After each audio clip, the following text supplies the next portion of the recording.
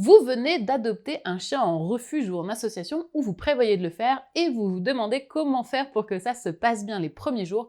Eh bien dans cette vidéo, je vais vous expliquer tout ce qu'il va falloir que vous fassiez pour accueillir au mieux ce nouveau chien chez vous.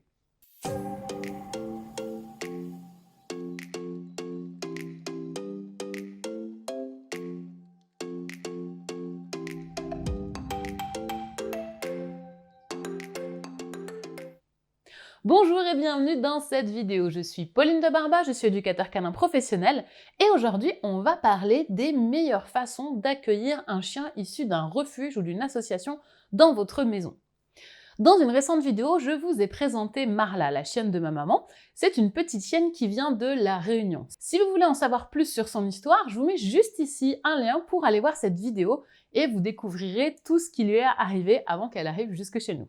Marla est donc arrivée en France via une association. Elle était déjà adulte et elle a eu un passé assez compliqué puisqu'elle a vécu dans la rue avec d'autres chiens où elle a dû se battre pour réussir à se nourrir. Elle a eu des portées également avant d'être recueillie par l'association, de passer dans une famille d'accueil et d'arriver dans notre maison. C'est donc très différent d'adopter un chien avec ce genre d'histoire plutôt que d'aller prendre un chiot chez un éleveur. Quand vous allez récupérer un chien dans un refuge ou dans une asso, il va être très souvent adulte avec un certain passé. Parfois, on n'aura même pas forcément d'idée de ce qui lui soit arrivé avant, et ça sera un petit peu la surprise quand il va arriver chez vous. Ça ne veut pas dire que tous les chiens de refuge ou d'assaut sont des chiens à problème, Beaucoup de chiens sont vraiment très équilibrés et ne poseront absolument aucun souci.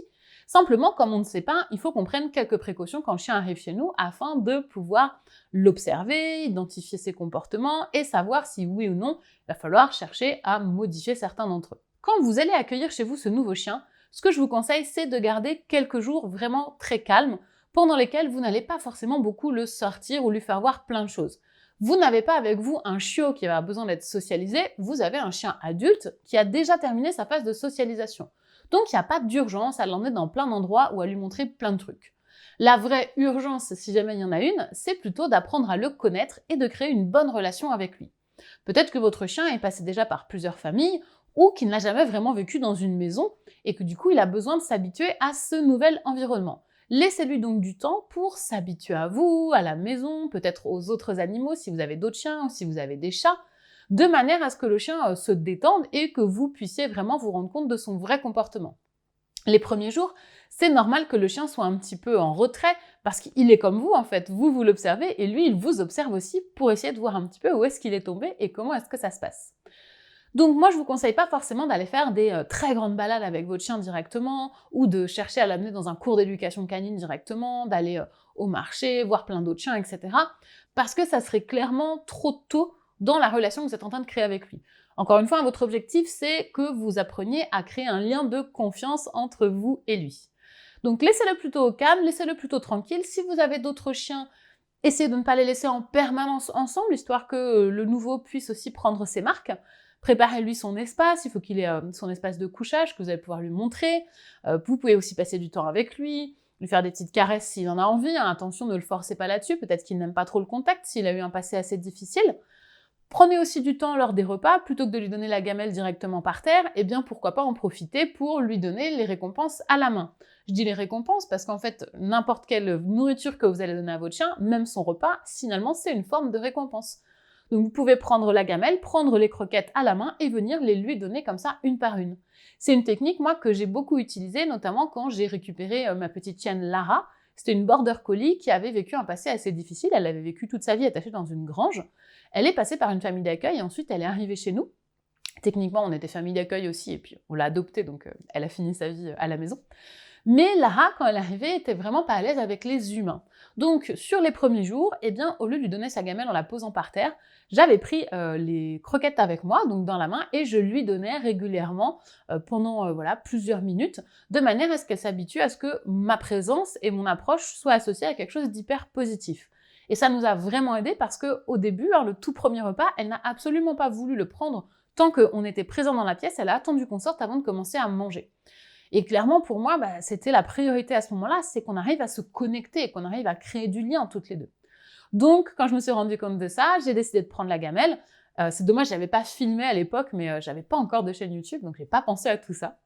Et donc j'avais ma gamelle avec moi, elle était à un bout de la pièce et je lui lançais les croquettes au sol et elle allait les manger en étant loin de moi, ce qui lui permettait d'être tranquille, de ne pas se sentir menacée, tout en prenant ses friandises, ses croquettes et du coup en associant ma présence à quelque chose d'agréable.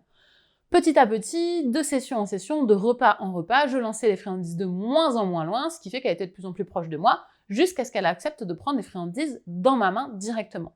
Tout ça, bien sûr, sans jamais la forcer, c'était elle vraiment qui allait à son rythme, et je pense que ça, c'est super important. Le chien a besoin d'être respecté. Si jamais vous venez faire ça par la contrainte ou par la force, eh bien, il va pas vraiment vous faire confiance et il risque de se méfier de vous, et parfois, ça peut prendre du temps pour venir rétablir ce genre de connexion. Par contre, si vous prenez vraiment le temps de créer une connexion riche avec votre chien, vous allez voir que vous aurez une relation avec lui qui sera hors du commun. Les chiens qu'on récupère et qui en général ont un passé difficile, une fois qu'on a réussi à les convaincre qu'on était sympa et que ça allait bien se passer avec nous et qu'on leur voulait que du bien, ce sont en général des chiens qui vont vous le rendre au centuple. On a vraiment une relation différente avec ce genre de chien par rapport à des chiens qu'on a dès tout petits. Et moi, j'avais vraiment apprécié cette expérience avec Lara parce que ça nous avait énormément rapprochés. Et clairement, la relation que je pouvais avoir avec elle n'avait rien à voir avec mes autres chiens. Bien sûr, celle avec mes autres chiens, elle est très profonde aussi, mais c'était pas du tout la même chose, c'était pas la même nature de relation. Donc, laissez le temps à votre chien de s'habituer à vous, prenez le temps de lui faire comprendre que vous êtes là pour son bien-être, que tout ce que vous voulez, c'est que ça se passe bien entre vous, donc pas de contraintes, c'est pour ça aussi qu'on va éviter d'aller en balade, parce que si jamais votre chien est réactif sur les autres chiens, ou s'il est excité par les voitures, eh ben, on voudrait pas que sur les premiers jours, vous vous retrouviez dans des situations où vous allez peut-être avoir des interactions négatives avec lui. C'est clairement pas l'objectif. Pareil, c'est pas non plus le moment forcément de venir brosser le chien ou lui faire prendre un bain, à part si vraiment il est très sale et qu'il en a besoin. Mais si on peut éviter toutes les choses qui pourraient être désagréables pour lui sur les premiers moments, c'est plutôt bien, ça permettra au chien, encore une fois, de se sentir complètement à l'aise. Ces premiers jours d'observation, ils ont pour objectif que vous arriviez à identifier un peu le caractère du chien, comment est-ce qu'il est. Est-ce qu'il est curieux? Est-ce qu'il est timide? Est-ce qu'il est sûr de lui? Est-ce qu'il est plutôt hésitant? Qu'est-ce qu'il préfère? Est-ce qu'il préfère être près de vous? Est-ce qu'il préfère être loin de vous? Comment il est par rapport à vos autres animaux? Tout ça, en fait, c'est un peu comme un entretien d'embauche quelque part. On est en train de regarder quelles sont les qualités et les défauts du chien. Parfois, d'ailleurs, on se rendra compte que comment le chien est n'est pas forcément compatible avec notre vie à nous. Ça arrive qu'on ait des adoptions où clairement il y a de l'incompatibilité des deux côtés, et parfois eh bien, ça veut dire que le chien devra retourner à l'adoption pour trouver une famille qui sera plus adéquate. Ça fait jamais plaisir, et quand on a choisi d'adopter un chien, on voudrait pouvoir amener l'adoption jusqu'au bout, mais parfois, malheureusement, c'est la meilleure solution, à la fois pour le chien et à la fois pour vous. C'est trop dommage de s'entêter à vouloir garder un chien quand ça se passe mal, parce que même si vous l'avez déjà adulte, vous allez encore passer quelques années avec lui, autant faire en sorte que tout le monde se sente bien. Donc c'est jamais des échecs quand on doit replacer des chiens après des adoptions, c'est juste une étape temporaire avant de trouver la famille qui lui correspondra complètement. Et vous aussi, de trouver le chien qui sera complètement adapté à votre situation. Dans tous les cas, c'est jamais de votre faute et c'est jamais la faute du chien.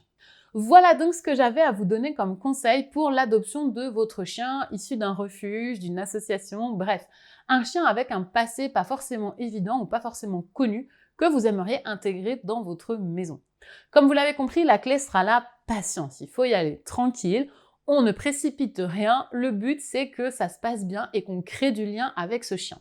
Maintenant, si vous voulez aller plus loin, si vous voulez avoir des conseils pour éduquer ce chien, mieux comprendre son comportement et créer une relation encore plus forte avec lui, eh bien vous pouvez rejoindre ma liste de conseils par mail. C'est complètement gratuit, ça ne vous engage à rien.